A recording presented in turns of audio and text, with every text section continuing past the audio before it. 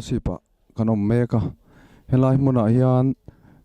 Kolasib doctor son so dulo awanga roadblock tukin jing dar nga tanga khawpui na hmunna kanom meka tuna hian Kolasib chunga NGO sang Joint Action Commitee te malak na in hetlai muna hian khawpui dancha nei ania tuna hian tun din hmun thleng hi chuan engma boro thalawang chi le ral mon lawang chi engma omlawin hetlai muna malak ni in country a motor ronkal hi information thalo engama za chu hetlai muna dancha anni a tin tuna hian hei kan hruaitute han komna le kan boro khan thli thlai na hun kan manghau don ani a hei kan hmuang hian kan hnunglama hian MZP lampang po han thlim tlang dar khop maya tin chu ti rol chuan force lampang te potlaya engamo duty in tlai huna minon ompui veka in tuna hian Kolasib khopum mai hian he kan doctor nei men lak chho sak tur hi kan du lawani ti kha alang chiang le te pon a hria thei ome chuan tlai muna duty na muna omte duty kalphung te an malak zel dan turte kom na hun tun hunai gan mangdon ani tuna hian pilal tluangi hemi Kolasib separate quarter MZP president le Joint Action Committee khan vice president ni line kan ding dun meka ani hi chin te kanan zot cheng don ani pitluang tukin jing dar eng za teng yan duty tran le JSC committee na ruahmanna lo siam ang khan dar nga atanga tan tura ti ania dar nga kan tan thei che in ka sia ani le tun tinga duty hi detail man hi kan siam dan le tukin jing a en tu tinga duty le o hre theingam tukin zinga hian duty tura ruahmanna siam khachuan khawpui lam YMA khawpui lam MHP le khawpui lam MUP te veng thar YMA MHP MUP te anni a chuchudar kwa a hian an ron thlak ve le anga dar kwa a chuan diakon YMA MHP MUP project veng lai khatia angkhan vo inni tan chan detailment siamani a zanda ruk atangin diakon aveng lian hian zan lampanga chuan an ron duty don nin ka sha kan ruahmanna na chuan ani detailment hi vo inni tan chi la siam thri ti na ni mo nilave tikhanin vo inni chau kha kan soyania naktu lampang atangin a in ban le kwalin kan hotu te han detailment chu an siam chuak vek to a tuna hi chuan han soi mai donila har se deu mai thei alo mome chuan ani le enge tuna hian Kolasib angin a khotlang angin kan trangrol thatok ni hria MT te tin hemi khawpui dana malak zel dan tura ma chhop bangchi te nang malam tangin mo committee anga tanga han soi du te nei ni hei kan siat angin Kolasib khwa te hian doctor tha kan mamo em awangin tunlai tak timeyang doctor tha kan nei kan tia kan lom ve lai takin kan doctor nei chun te son chuan han ni tarum mai hi poi kan ti ami pui hian tun huna chuan theih to pa nei let tumin ma kan la ania Kolasib district hi Mizoram mi pui te na mindem lo na tur te po a thil han soi te po hi tha in ka sha doctor hi tam tak chuan pahni an neya sem dam te po a thalo mi ti te po WhatsApp group a te Facebook a te po alang wai ni amah ero chu doctor kan nei dan hi a mingin pahni ni mahse pakhat nei ang kan ni a pakhat hi nakin loka zirle tura ruahmanna nei ani awangin kan hun kal to zong te kan ngai to in doctor tha kan nei ve chun te min zir sana ti hian min chhuah sana entirnan sarjan phei hi chu kan nei lo na hi arei to a Kolasib mi pui te hi kan fel kan inti a sorkar po hi kan nor na ngai lova sorkar thu te po hian kan omna chin te hi a om thina chu wangin tun tuma ero hi chuan khotlang a huap district huap hian kan mamo te sha in kan in lungrual khopin ka sha tu na kan malak na hi tin thei to po chhuah zel kan tuma kan demand te kan duang te a hlotin lo chuan ti kha kan ro rel na chu ani deu ber shi ani hun min pe kan lom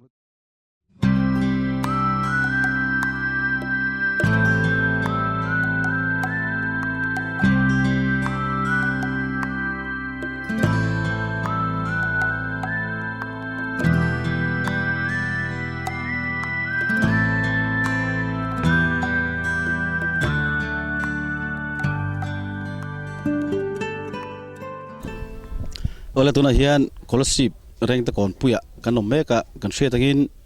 Kolasib doktor son chhuah tura sorkarina ordara chhuah to du lo na le Lungawilohna lantirin National Highway Joint Action Commitee ten an dang meka nia chuta andan na pakhat jok reng te kon kan meka kan hmuh le hriat angin motor ding hnem khop me duty te motor ning kan hria an thlop thaviau pon kan hria ani tin khi lama khawpui lam lama hetiang bok hian khi lama tanga Aizawl-ah tanga rong kaltur dan mek bok ania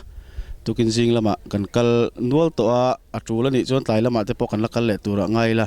tuna hian motor dan hi helama hian oma dang nual to a kan zusuk thanga duty te ho khu zona te kan zot kol don ani voin mi puin thlop tha empty te le kan hriat tur chulang chi te kha kan zot kol don ani sang liana tuna hian JSC kan chairman awama ani hnenah tang hian voin lam boruak te kan hriat theih chin hriat kan tum don ani enge tun kan thlen china boruak monom lo thlengte omem khalai kha kan thlen china report ang reng deuh khamin hrit theingem tun china tuna chuanin hei boruak monom lo ang chi chu awm lo wa ange han kal lui tum ang chi te ma thu don kan la nei lo chuanin dam lo serious zol hi chu pahnih khatvel hi chu kanin chhuah toin ka hria ani le motor hi mizo motor hi ala tam vak lo ning kan hria hi mizo motor hi an hriat deuh thup wanga han re deuh duak nge motor hi indang nem to em tuna tak hi chuan ala tam lo hei lampang tuna kanum ne o reng te kon lampang ania vairama tanga anon lu na tur lampang ani ta helamai chon an la tam lo khop me hen hriat lok wange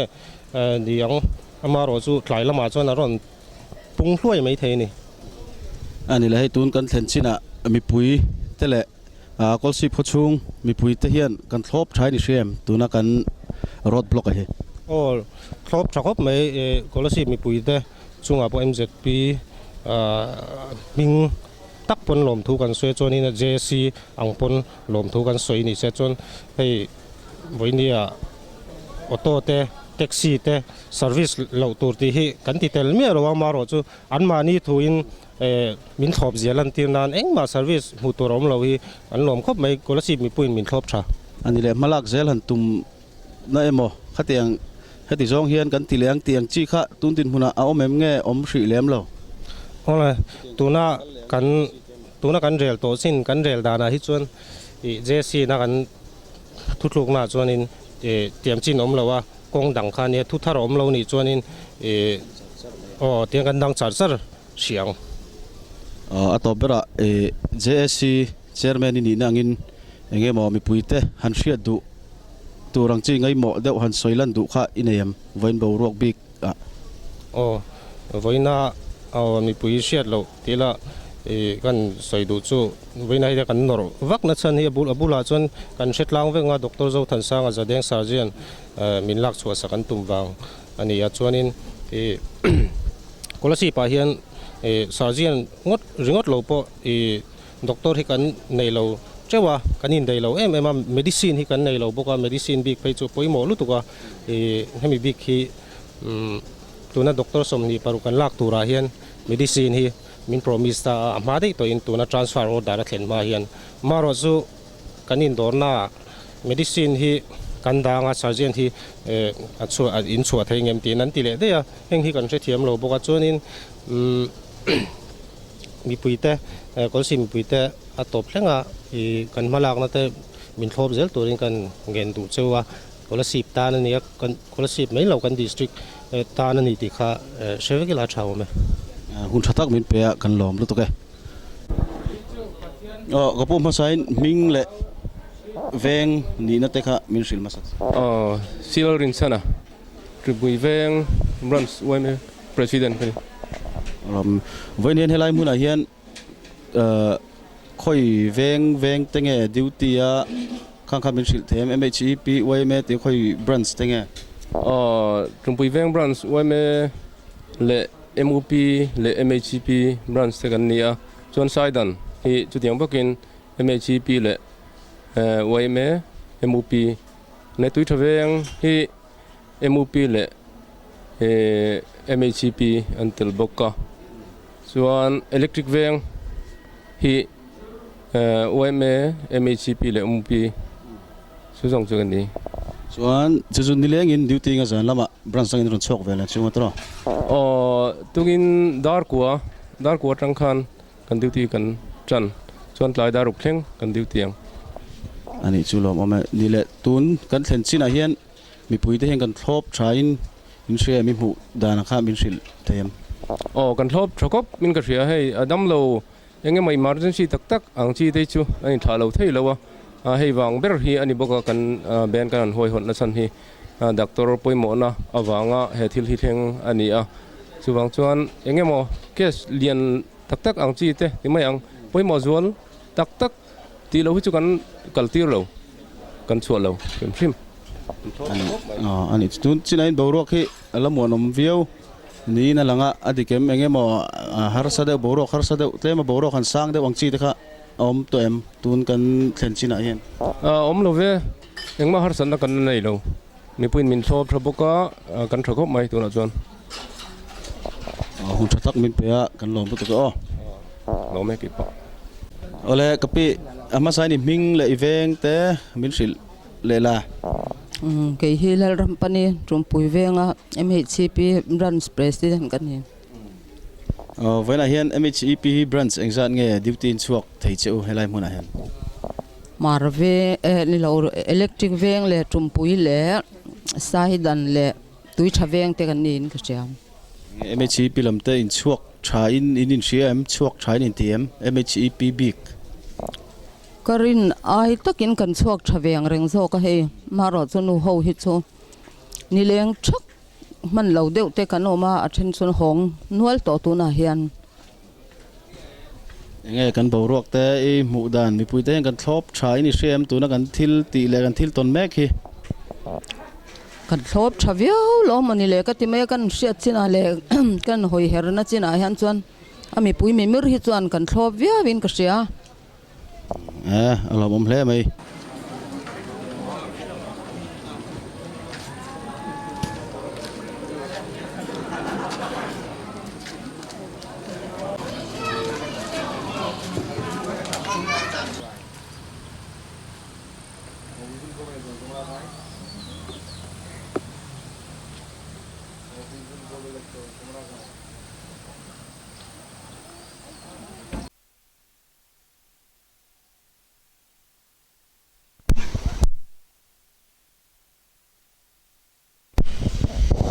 tu na hen dia kon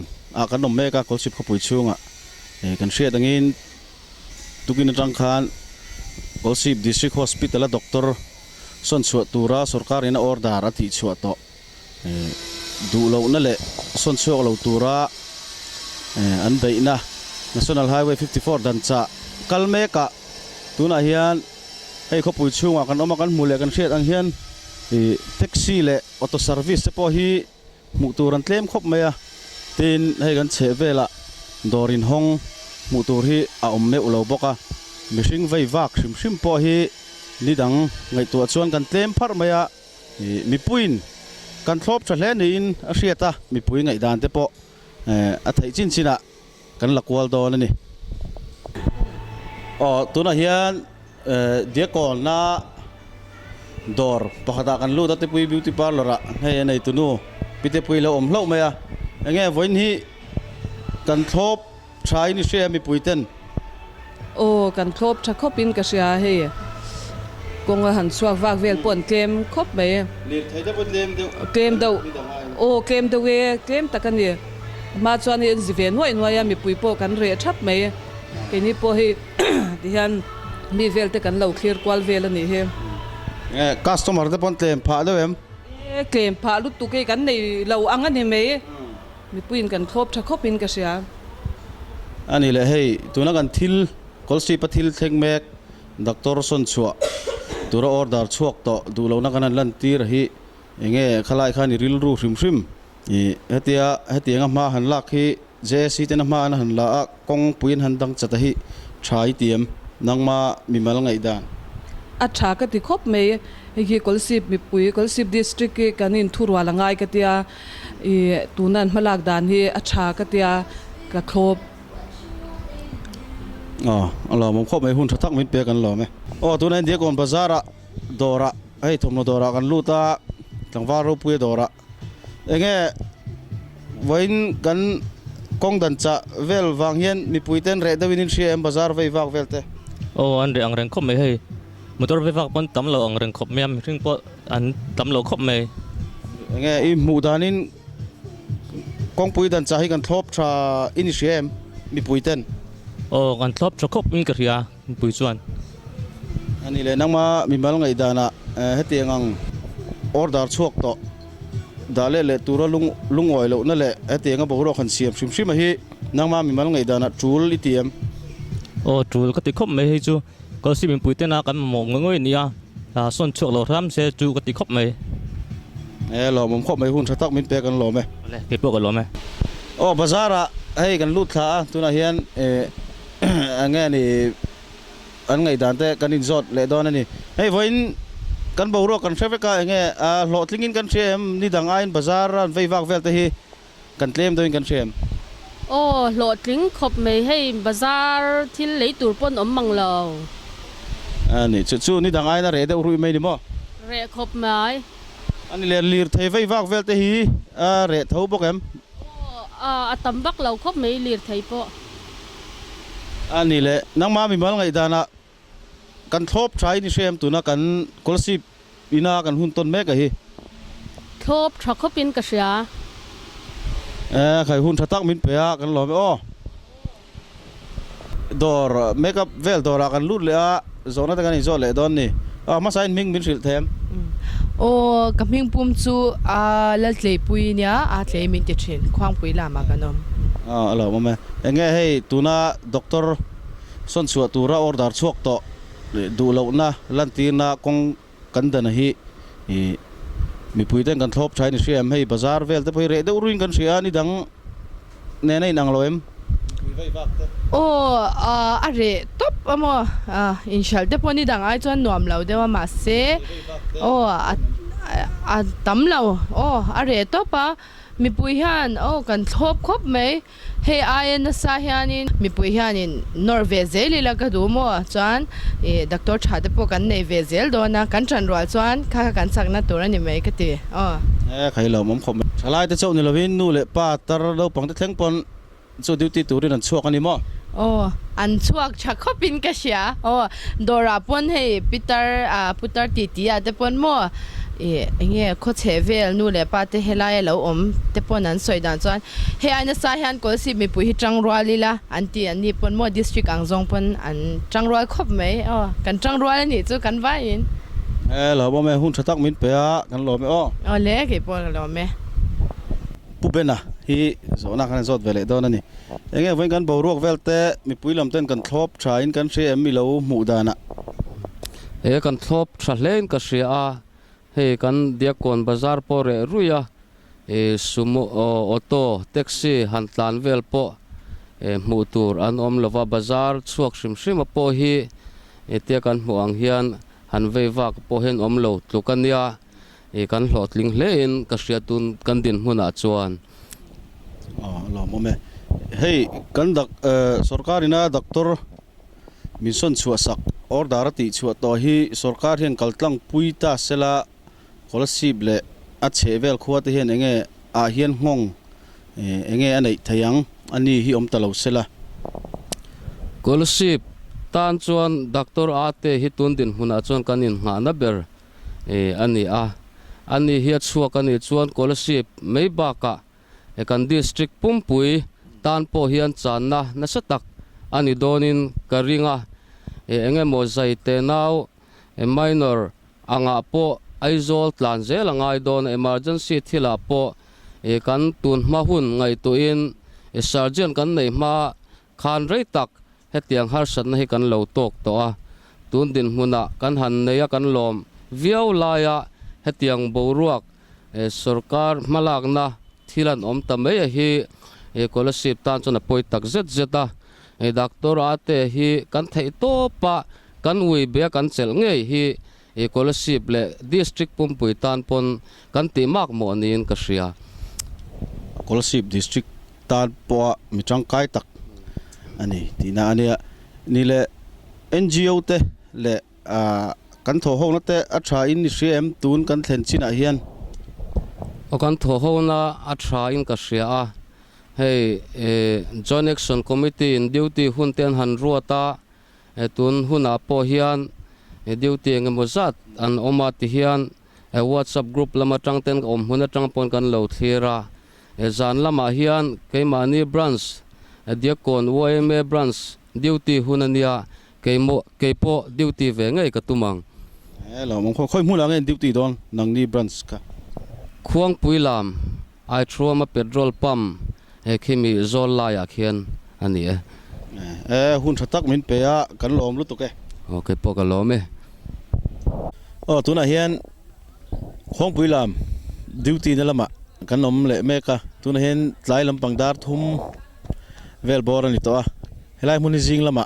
kan lo han kal to a tun china hian boruak mo nom lo le ai mo hanin dana hanin dor deuh noi ngai ang chi kha ala thleng che lawa helai mun hian hulam thanglama khwan silpolin noi khwan mi enge mozat duty anom me ka tin hetlai lir thai kan hmu te hi duty te lir thai ania tin helai hianin passenger train khat tang khang mek boka helaya boruak mo nom lo thleng ala om lova tin sorkar lama tang po hian thuthar hriat tur ala om lova tuna hian Joint Action Committee tena National Highway 54 dancha an dancha mek chu kalpui mek zel ala ni ri ani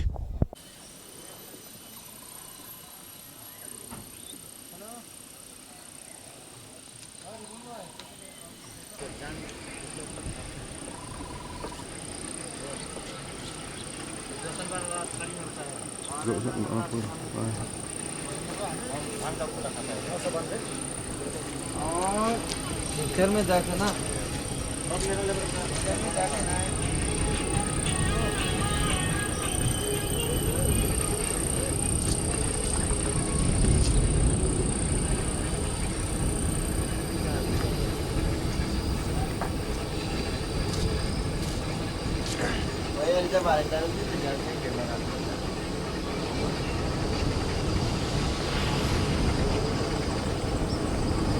Tan song em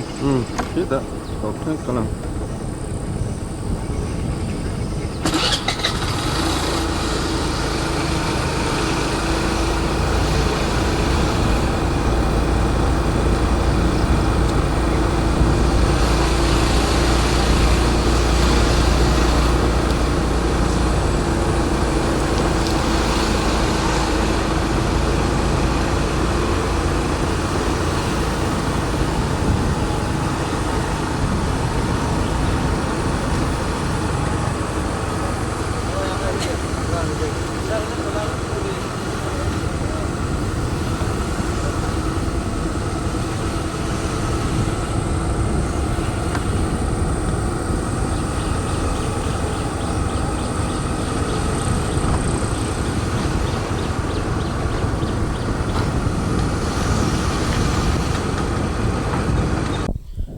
tuna hen khong pui lam lama an soita hang kan nom meka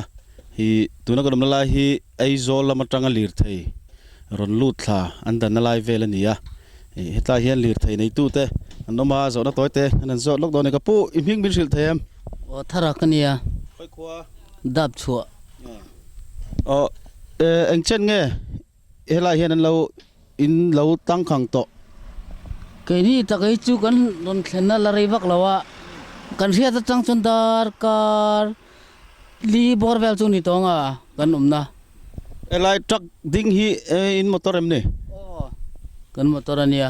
khoi lama kal tur ngai ni reng reng nge in phur te minan silla o sil char lam kal tur kan nia cement te ita te kan phur deuh ber mai Aizawl atangin amni ni lo tu na chuan eng lo tang mar para tang rong kal ane chuan engtia ngay tum hei helaya thu thar engma la si lova sorkar lama tangin ema tiangin nge andan chung zong chu hela hianin in tang khang ve meidon nge ni an dan chung chuan ngan tang khang ri mai lo chuan ti ngai na chung si lo kai ni tan ma se le lama kai ni tan chuan a buai thang chu khulama lot tet lak lo ngai ta o a chho le lam tu ne ba ka emergency ang deuh te lo ta company thil te kan phur ta kha tiang a kai ni ta chuan buai thak veng rang khom mai le in lama te tilaya duangin lam tur lo lo a tui lampang te kha kan har sat na ani bokana ane chuan tuna hei thia thei motor hi exat vel nge niang a trak lian hawa hi dan to hi ko het chi melo chak lampang hi la han thleng chho mi lo wa ve nual to ang inom rei to em heta in an dang rei to cheuem rei to ang reng tuna dar jinga dar somber hela tan kan tang tolom ane chuan so point la i lawanga ei lo ve to ku vavel te ngum lam to pom lo wa ane chuan an dan chung kha heta inom ve meidon ti nami on fe tur chu ni to ma se le lama ke man dan som lu tu long kan boi lu tu yang ma harsat na te inglo tep kan tip ele bar lampang kan boi lu tu long hela hian lir thei khaltu te lo khom le tham ya kapu khoya kal tur ngai ni le Guatia engain phur yes ala thina Guatia te mol khang ada thina chuan helai hmuna hianin engtiang rei nge indin to dar ka thum bel to dar ga thum vel ni to a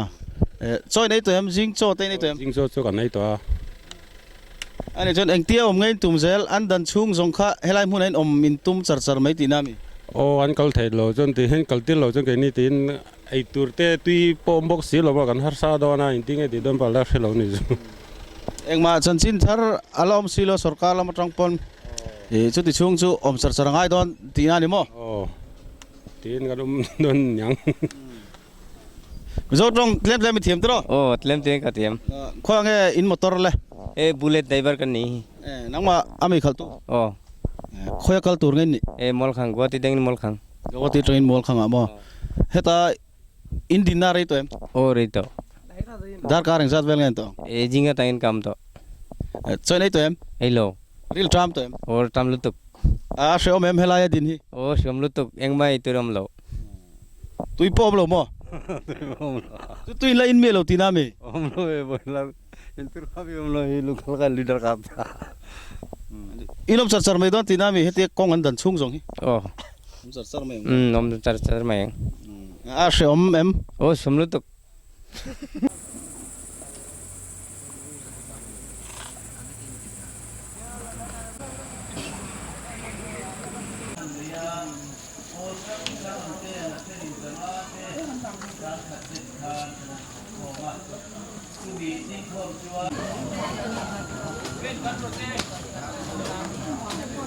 Hai lằng sar lo ya lo in pharo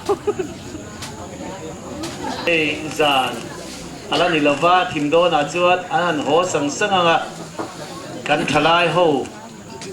branch thum min helai mun hian bo ve le thung do na ni chu tiang vel chu kan kal da ni ya chu ti chung po chuan enge ma thut theia po hia po kanin ral ring ze tu ra po ngai tai la hei kan upasinia to tak hian tul phocha to thim kan situra ni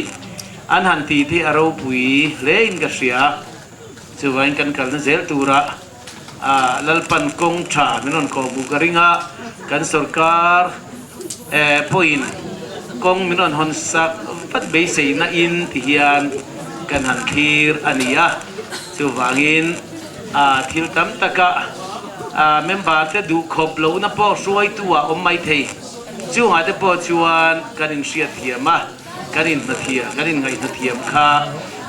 kan hanin nge le ani nak tu la ma te po duty te kan na ti zel lawang ti sei thei lo chu ha te po chuan thanem ngaya to mai chua kan district ta ni thia ngai to na mang zel turin kanin nge na kan sarkar hruaitu ten kong tha min ron tak nge be sei la kan du na te kan be sei na te min ti ho ting tu ra te po ngai ta ila tho me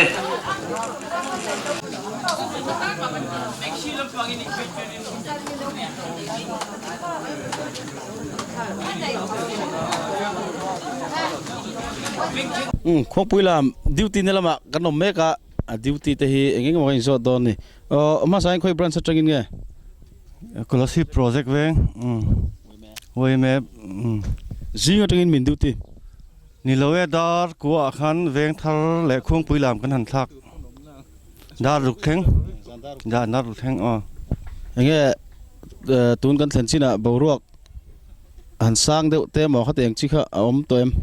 lo he lo he thi deuh hi ni min huang hian enge helai muna NGO te kan tho hona te a thaim tai duty nam huna hen a thasi khopin ka ria ki ma mu dana chuan hei hun thatak min pe a ngal lo me lo me ole khati song kha voin bi ka Kolasib Dr. Son chhuah tura sorkar ina order ti chhuah to du lo na le chhuah lo tura Kolasib khuatena sorkar an karna pakhat National Highway 54 dan cha chungchang bi ka voin thil thleng bi ka kan thlir le kan hriat theih ania tundin huna hian boruak muanom lo le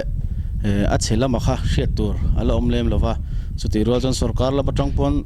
thuthar han hriat tur ala om chuang lova kongpui dan cha hi zanin lama te po chhun zom zel tumania Kolasib khawpui chunga branch sang YMA te MZP le MUP ten dan cha chhun zom zel an tuma atulani chuan keni pon zan lama thil thleng hi ron ti chole kan tum don ani tin nachina kan hmuang khan motor tam tak dang chat thil poimo tak tak phur gas phur tele nitin mi puima mo phur tura kal tur te an ni loma thil thleng hian engchen nge ahmong don ti hi hriat thei alani lova kan boro ka zirin ron tilan le zel pok an